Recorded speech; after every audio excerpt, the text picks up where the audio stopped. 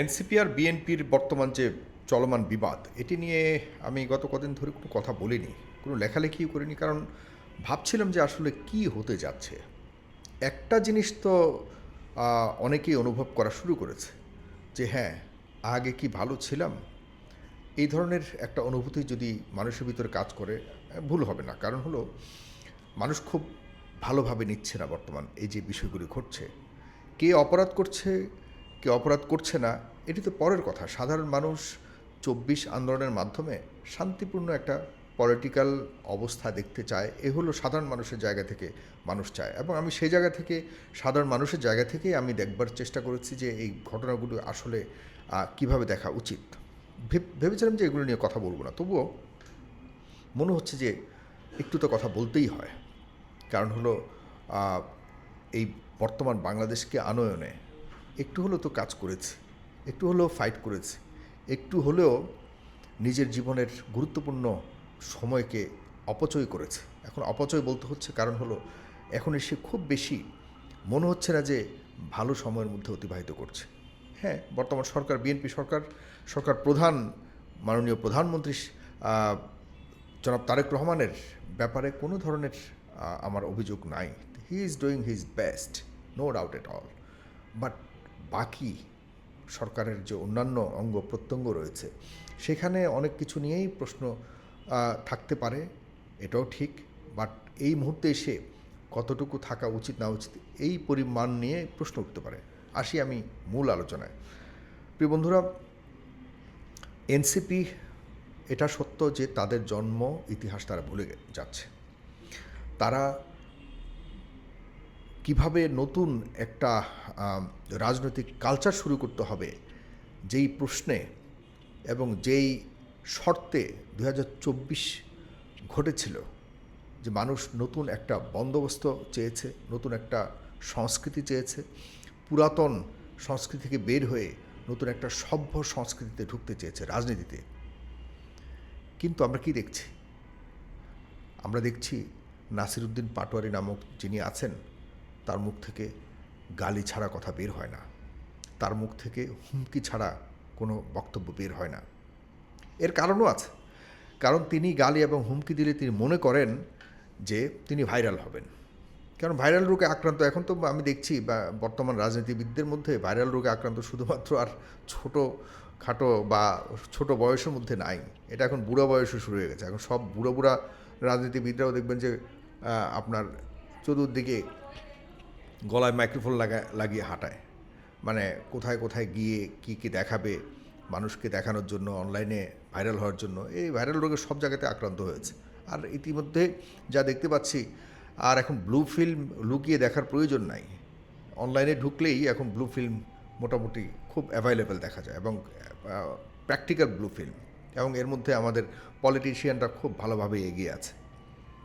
যাক, এ নিয়ে ভিন্ন আলোচনা পরে করছি। কিন্তু আমি যেটি বলতে যাচ্ছি, নাসিরউদ্দিন পাটোয়ারি এবং তার সাথে যারা রয়েছে, সবাই নয়, তারা কি উস্কানিমূলক কথাবার্তা বলে না?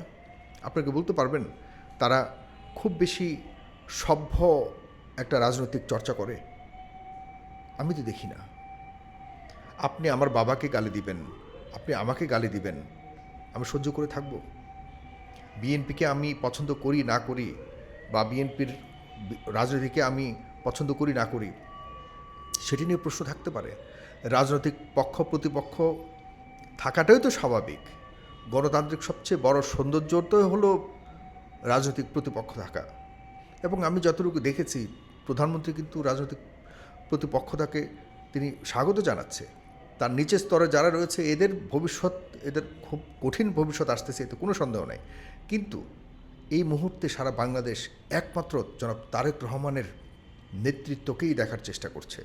তার দলের কে কী করছে এগুলি এখনও পর্যন্ত ম্যাটার করছে না। অবশ্যই ম্যাটার করে, আমি বলছি না যে এদেরকে ফেলে দিতে হবে, তবে এদের সময় এখনও পর্যন্ত দেয়া হয়নি। মানুষ ৬টা মাস অপেক্ষা করছে যে এরা কি করে, এরপর মানুষ বিশ্লেষণ করবে, বিচার করবে, মানদণ্ডে ফেলে মানুষ এটাকে নিয়ে মতামত দিবে। সেই জন্য সময় তো দেওয়া উচিত।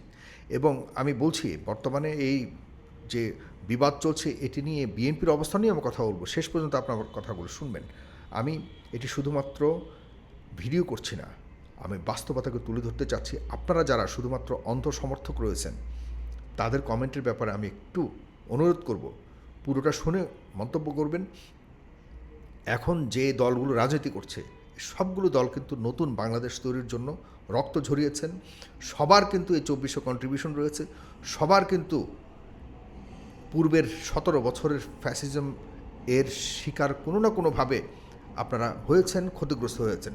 সুতরাং নতুন বাংলাদেশে কেউ বাংলাদেশের রাজনৈতিক কালচারকে অথবা নতুন বাংলাদেশকে সে পুরাতন বাংলাদেশের দিকে ফিরিয়ে নেবে আপনাদের কারো বাপের সাহস নাই, অধিকার নাই। কে বলতে পারবেন না যে 24 আপনি একা ঘটিয়েছেন, সুতরাং আপনি যা করবেন সবাই বসে বসে তাকিয়ে দেখবে আর বাহাবা দেবে। Don't think that, be careful. এই বাংলাদেশকে নষ্ট করলে হাত মুচড়ে দেওয়া হবে। খুব সাবধান, কারো বাপের 24 নয় এটা।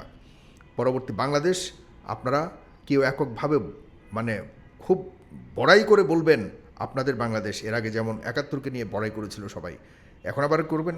খুব সাবধান, মানুষ কিন্তু এখন রাস্তায় নামা শিখে গেছে।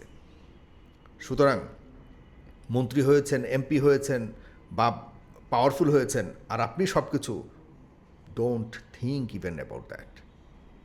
যে কথাটি বলতে চাচ্ছি প্রিয় বন্ধুরা, নাসিরুদ্দিন পাটোয়ারি বলুন এবং তার সাথে কয়েকজন আছে, এরা অনেকটাই বুঝতে পেরেছে যে এই দেশে মার খেলে মন্ত্রী পর্যন্ত হওয়া যায়। এই দেশে মার খেলে, এদেশে সমালোচনা করলে, এদেশে মানে সারাক্ষণ যদি আপনি সরকারের গুণকীর্তন গান আর অন্য মানুষকে টার্গেট করে করে সমালোচনা করতে থাকেন তাহলে একটা বড় পুরস্কার পাওয়া যায়, সরকার পুরস্কার দেয়। এবং মার খেলে আপনি একটা না একটা রাজনৈতিক পর্যায়ে যেতে হবে, মানুষের আবেগকে কাজে লাগিয়ে আপনার একটা অবস্থান আপনি করতে পারবেন। এটি কালচার হয়ে গেছে। It's terrible. ইনসিডেন্ট একটা জিনিস, আর আপনি যখন ইচ্ছাকৃতভাবে এই বিষয়টাকে পুঁজি করে আপনি একটা টার্গেটে পৌঁছাতে চাবেন, এটা হতে পারে না। এনসিপি নিজেদের একটা জনমত তৈরি করবার চেষ্টা করছে, কিন্তু এই জনমত তৈরিটাকে আপনি ইচ্ছাকৃতভাবে কারো পেছনে আঙুল দিবেন আর আপনাকে পেটাতে আসবে, বা কেউ যা পাছে আঙুল দিবেন সে তো ডেফিনেটলি তারও তো কাতুকুতু লাগবে। আর সে যখন আপনাকে প্রতিরোধ করতে যাবে তখন আপনার গায়ে লাগবে, আর তখন আপনি মানুষের আবেগকে কাজে লাগিয়ে আপনি একটা রাজনৈতিক অবস্থান তৈরি করতে যাবেন। এইসব দুষ্টুমি মানুষ আর নেয় না। অতিরিক্ত অতিরিক্ত, আপনারা অনেকটাই অতিরিক্ত করেছে। আপনারা একটা সিন্ডিকেটের মতো হয়ে গেছেন। কয়েকজন আমাদের 24কে পুঁজি করে একটা সিন্ডিকেট করে আপনার ক্ষমতার মোহে এতটাই অন্ধ হয়ে গেছেন, আপনাদের এখন আর কাউরের প্রয়োজন নাই। আপনারা এখন বিভিন্ন ধরনের পরিকল্পনাকে বাস্তবায়ন করে করে একটা রাজনৈতিক অবস্থান তৈরি করার অংশ হিসেবে অনেকেই মনে করছে, আমি না মনে করলে অনেকেই মনে করছে, হবিগঞ্জের ঘটনা বলুন, আর এই যে বড় বড় সিনিয়র নেতাদের পাছায় আঙুল দেওয়ার, কি বলবো, I am sorry to say, আপনারা এগুলি ইচ্ছাকৃতভাবে করেন। এগুলি বন্ধ করুন, মানুষকে নতুন রাজনৈতিক সংস্কৃতি শেখান, না হলে মানুষ মানে ওই আঙুল দেওয়ার একটা লেভেল পর্যন্ত আছেন, এটা যখন এদিক সেদিক চলে যাবে তখন আর মানুষ কিন্তু আপনাদেরকে নতুন প্রজন্ম হিসেবে পজিটিভলি নেবে কিনা এ নিয়ে সন্দেহ অথবা প্রশ্ন উঠতে পারে। অন্যদিকে আরেকটা কথা বলে রাখি এ ফাঁকে, যেটি হলো অনেক লম্বা হয়ে যাচ্ছে। আপনারা বলেছেন কি যে ট্রাক সরাতে পারেনি বিএনপি, আর আপনারা অনেকগুলি ট্রাক সরিয়ে দিয়েছেন। আরে ভাই, ওই ট্রাকের বসানোর যে ওয়ে ছিল সেটিও ভাবতে হবে, সেই সময়টাও ভাবতে হবে এবং সেই শাসনকালটাও ভাবতে হবে। আমি এ নিয়ে অনেক কিছু বলবার ছিল, আমি খুব শর্টকাটই বললাম। আর আপনারা যেটা সরিয়েছেন গতকালকে হবিগঞ্জে, এটারও সময়কালটাও দেখেন। আপনারাও মানে এর 17 বছর আপনাদেরকে কখনো তো দেখিনি। যাই হোক, তারপরেও আপনার 24-এর মাধ্যমে আপনার সামনে এসছেন। কিন্তু সেই 17 বছর যেই শাসনামলটা ছিল, এই শাসনামলে আপনাদের মতো মানুষরা এরকম হবিগঞ্জের রাস্তায় যা করেছেন, যে মিছিল মিটিং করতে গেছেন, এটা করবার মতো স্বপ্ন ধারণা করতে পারতেন না। এবার আসি বিএনপির যে কৃতকর্ম যেটি করেছে। আপনারা ইদানিংকালে দেখা গেছে প্রধানমন্ত্রীকে এই উক্তির কারণে অমুককে অ্যারেস্ট করা হলো। শুনুন, শেখ হাসিনাকে কিন্তু ফ্যাসিস্ট শেখ হাসিনা নিজে তৈরি করেনি। শেখ হাসিনাকে এই ধরনের কাণ্ডগুলো শেখ হাসিনাকে একটা পর্যায়ে নিয়ে গিয়েছিল। শেখ হাসিনা বলতে বাধ্য হয়েছে যে আমি ক্ষমতা চাই, আর কিছু চাই না, আমার ক্ষমতা লাগবে মানুষের সে জায়গাতে নিয়ে গেছে।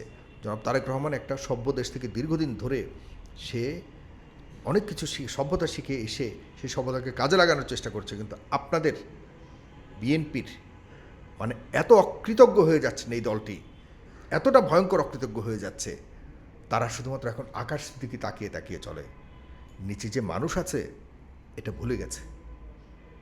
এই পরিণতি খুব বেশি ভালো ভবিষ্যৎ বয়ে আনবে না, এতে কোনো সন্দেহ নেই। আর বিরোধী দল বিহীনই কি আপনারা থাকতে যাচ্ছেন?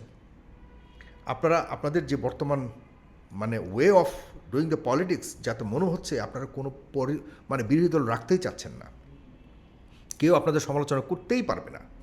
ধরে নিন তারা এনসিপি সমালোচনা করেছে, তাই বলে তাদের উপরে আপনারা এভাবে হামলে পড়বেন? আমার তো মনে হয় না যে শেখ হাসিনা বিএনপির উপরে এভাবে কখনো, কমপক্ষে ক্ষমতায় আসার 3-4 বছরে কখনো হামলে পড়েছে। আমার তো মনে হয় না। শেখ হাসিনা এত খারাপ একটা শাসক ছিল? বলেন তো আমাকে, উদাহরণ দিন যে বিএনপির কোনো একটা সভা সেমিনারের মধ্যে বা রাস্তাঘাটে কোনো সমাবেশের মধ্যে এভাবে সরকার ক্ষমতা গ্রহণের মানে 2-3 বছরে এরকম কোনো কর্মকাণ্ড করেছে আমার মনে পড়ে না, আমি ভুল হতে পারি। আপনাদের তো মাত্র 4 মাস হলো, তাও আপনার বঞ্চিত ছিলেন, কথা বলতে পারেননি। আপনারা এই দুঃখ সবচেয়ে বুঝবার কথা যে একটা মানে কোনো একটা দল যদি কথা বলতে না পারে, হ্যাঁ গালিগালাজ একটা জিনিস, সেই গালিগালাজের জন্য আপনারা পাল্টা গালিগালাজ না করে হলো মানুষকে যদি বোঝাতে পারেন যে দেখুন তারা আমাদেরকে গালিগালাজ করছে। জামাত এত সিট পাওয়ার কথা ছিল না জানেন, এই নির্বাচনে জামাত কেন পেয়েছে জানেন? আপনাদের দুর্বলতার কারণে। কারণ আপনারা এই বিএনপি এত বেশি অনিয়ম এবং এত বেশি মানুষের মনে আঘাত দিয়েছে গত এই 1.5 বছরের ইন্টারিম সরকারের, মানুষ তাদের থেকে, বিএনপির থেকে অনেকটা মুখ ফিরিয়ে নিয়ে কিন্তু প্রকৃত ভোটেই জামাতের, যারা জীবনে কখনো কল্পনা করতে পারেনি যে এত সিট পাবে, তারা এত সিট পেয়েছে। এর কারণ হলো আপনাদের দুর্বলতা, আপনাদের আকাম কুকামের কারণে জামায়াত সফলতা পেয়েছে। তো এটার পেছনে কারণ কী ছিল? কারণ হলো ওদের মুখ দোষ ছিল, ওদের ওয়ে অফ ডুইং দ্য পলিটিক্সটা মানুষের এগেনস্টে ছিল। এটা অনেকে মনে করেছে বলেই কিন্তু আপনারা সেটিকে কাজে লাগিয়েছেন। সুতরাং কেন বিএনপি বা এনসিপির উপরে আপনারা যে এই যে কাজটা আক্রমণটা করলেন, এতে কি আপনাদের ভালো ভবিষ্যৎ বয়ে আনবে? কেন মানুষ মনে করবে না যে আপনাদের থেকেও আওয়ামী লীগ ভালো ছিল? এই অবস্থা, এই অনুভূতি, এই অনুভব তৈরি করবার জন্য আপনারা কি দায়ী কিনা? আপনাদেরকে আরও কেয়ারফুল হতে হবে। আপনারা ভাববেন না আপনারা সরকার গঠন করে সব কিছুর মালিক হয়ে গেছেন। শেখ হাসিনার মতো ভাবনাটা ছেড়ে দিন, সময় আছে। 6 মাস পর আপনাদের বিরুদ্ধে মানুষ কথা বলা শুরু করবে, সমালোচনা করা শুরু করবে। আপনারা এখন 6 মাসে আছেন, শুধুমাত্র মানুষ জনাব তারেক রহমানকে দেখছে। আপনাদের এখন কর্মকাণ্ড শুরুই হয়নি। শুরু হলে না মানুষ বুঝবে যে আপনারা আসলে কতটুকু কর্মকাণ্ড করতে পারেন। আপনারা এখন তো দেখানোর রাজনীতি করছেন। এই দেখানোর রাজনীতিটা যখন শেষ হবে, আসল চেহারা যখন আপনাদের উন্মোচন হবে, তখন আপনাদের নিয়ে কথা বলা শুরু করবে মানুষ, আমিও শুরু করব। কারণ আপনাদের 24-এর এই পরবর্তীতে বাংলাদেশ আপনাদের হাতে একক হাতে আসেনি, আপনাদের মাথায় রাখতে হবে। আপনাদেরকে মানুষ 24 পরবর্তীতে একমাত্র দল হিসেবে কোনো বিকল্প না থাকার কারণে অনেকে আপনাদেরকে ভোট দিয়েছে। আওয়ামী লীগ থাকলে আপনাদের এত সহজে সরকার গঠন হতো না, সহজ হতো না। মানতে হবে, আমার কথাগুলি খারাপ লাগতে পারে, আমি আপনাদেরকে অনেক পছন্দ করি, আমি আমার প্রধানমন্ত্রীকে অনেক পছন্দ করি, কিন্তু এই প্রধানমন্ত্রী এর আগের পতন কীভাবে হয়েছিল, এই প্রধানমন্ত্রী মানে হলো খালেদা জিয়ার পতন কীভাবে হয়েছিল, কারা ঘটিয়েছিল এই পতন, সেগুলি ভুলে যাবেন না। বর্তমান মিডিয়াকে আপনারা যেভাবে আবারও আপনাদের ইয়েতে রেখেছেন, 71 টেলিভিশনকে যারা পুরো 15 বছর আপনার উপরে নির্যাতন চালিয়েছে, সেই টেলিভিশনগুলিকে আপনারা আগের মতো রেখেছেন, সেই মিডিয়াকে আপনারা আগের মতো রেখেছেন। সবার নামে মামলা হয়, 71 টেলিভিশনের বিরুদ্ধে মামলা হয় না। সবার নামে সব মালিকদের নামে মামলা হয়, এখানে মামলা হয় না। অথচ এই 71 টেলিভিশন এই দেশে সবচেয়ে বেশি কুকর্ম করেছে, মিডিয়াটাকে, গণমাধ্যমকে পুরোপুরি মানে ধ্বংস করে দিয়েছিল। কী কারণে? আমাদেরকে বোঝান। মিডিয়া নিয়ে কথা বলতে গেলে লম্বা কথা বলতে হবে, কিন্তু আপনারা প্রকৃতপক্ষে মানুষকে সম্মান দিতে পারেননি এবং এর জন্য আপনাদেরকে ভুগতে হবে। মাথায় রাখবেন। ধন্যবাদ সবাইকে। আমি আরও কথা বলবো এইসব নিয়ে। সবাই আমার সমালোচনা করুন, গালি দিন, কিন্তু আমার কথাগুলি ভালোভাবে ভিতরে নিয়ে বিশ্লেষণ করুন। যদি আপনি মানুষ হয়ে থাকেন প্রকৃতভাবে, আপনার আশা করি আপনি প্রকৃত বিশ্লেষণ করে প্রকৃত মন্তব্যটি দিবেন। অন্ধভক্ত যারা আছেন তারা দূরে থাকুন দয়া করে। আপনাদের প্রতি সম্মান আছে, কিন্তু এই কথাগুলি আপনাদের জন্য না।